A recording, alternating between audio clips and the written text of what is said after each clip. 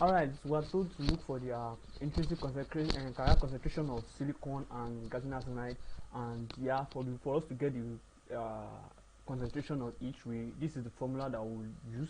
Yeah, so for us to get the concentration, we need to get a value of A because we do not know A. The value of band gap of silicon is 1.12, and that of gallium arsenide is 1.42, and get the temperature we are to use, we are told already to use from 200 degrees to 1000 degrees, and that was what we used. And for us to get our A, we made A the subject of the formula.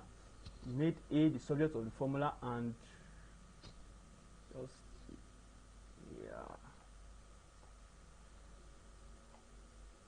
made A the subject of formula, and then we just inserted it here. As you can see, this is the formula. Then we just add A subject of the formula. Then we got what we got, we just put it into this formula back, and that was what we started using for getting our value for our intrinsic concentration for silicon and gallium arsenide from 200 degrees to 400 degrees.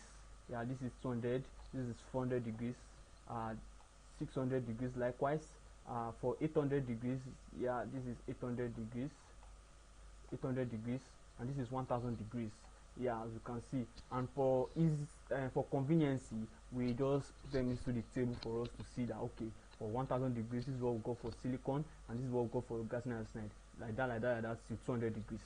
Yeah, so that is that. And for us to get our 700 degrees Celsius, we just do the same, use the same criteria, follow the same step. Just instead of using the 1000 degrees Celsius, of which we converted into Kelvin, each of them from 200 degrees to 1000 degrees, we converted them to Kelvin. We'll just convert this one to 700 degrees to Kelvin, and then put it there, just insert it into the formula, and we'll get our intrinsic concentration, intrinsic carrier concentration. And for us to get our noise margin, we are told that the noise margin at supply voltage 5.5, and hence we should sketch the voltage transfer curve showing the point.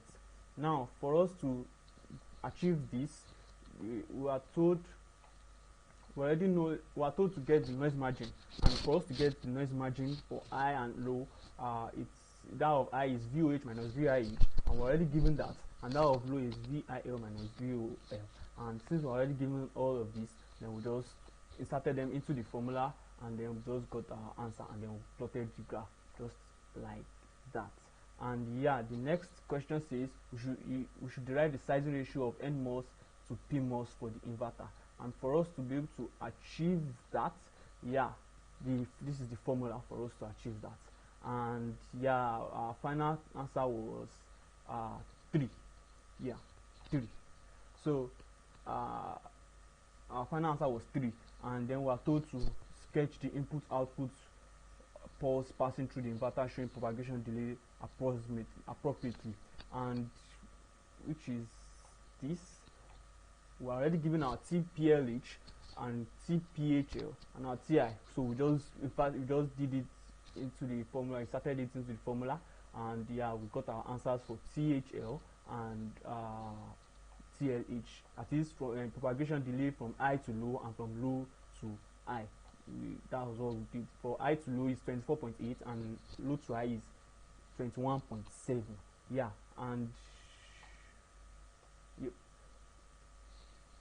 the next question says the load capacitance. That we are given load capacitance, we should look for the input and output. And for us to get our input and output, we already have the formula also for that, which is this CL plus COX. And we already have our CL, which is load capacitance, and our COX is this. And then we just inserted into the formula, and we got our C out. Likewise, that of C in. We just multiplied that of C out with that of W over L, and we got our C in. And then we are asked finally to that we should, if we want to increase the noise margin, what would we do? And what we would do is just that we'll just reduce the size of the NMOS. If we actually want to, if we intend in increasing the noise margin, then we'll have to reduce the size of the NMOS. Thank you very much. My name is Ajao Tolu. And thank you very much.